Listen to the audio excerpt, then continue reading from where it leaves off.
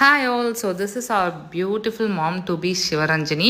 So இவங்களோட look எப்படி வேணும்னு கேட்டிங்கன்னா, அக்கா நான் போட்டாக்ஸ் பண்ணியிருந்தேன், but I need my old curly hair back. எனக்கு அதே மாதிரி கொஞ்சம் ஃப்ரண்ட்டில் மெஸ்ஸியாக கேர்லியாக வேணும் அண்ட் பேக்கில் வந்து மெஸ்ஸி பிரைட் வேணும் அப்படின்னு சொல்லியிருந்தாங்க.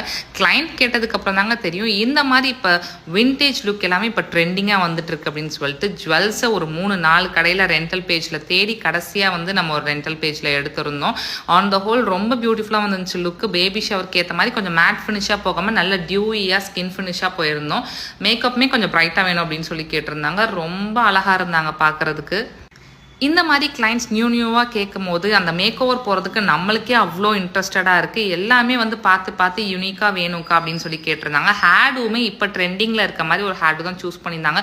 அதுவுமே சூப்பராக பண்ணி கொடுத்தாச்சு. ஆன் த ஹோல் அவ்வளோ பியூட்டிஃபுல்லாக இருந்துச்சுங்க இந்த லுக் பார்க்குறதுக்கு. ரொம்பவுமே வந்து ரொம்ப ஹெவியாக மேக்கப் போடாமல் எல்லாமே ரொம்ப சட்டிலாக க்யூட்டாக இருந்துச்சு. So thank you so much for வாட்சிங்.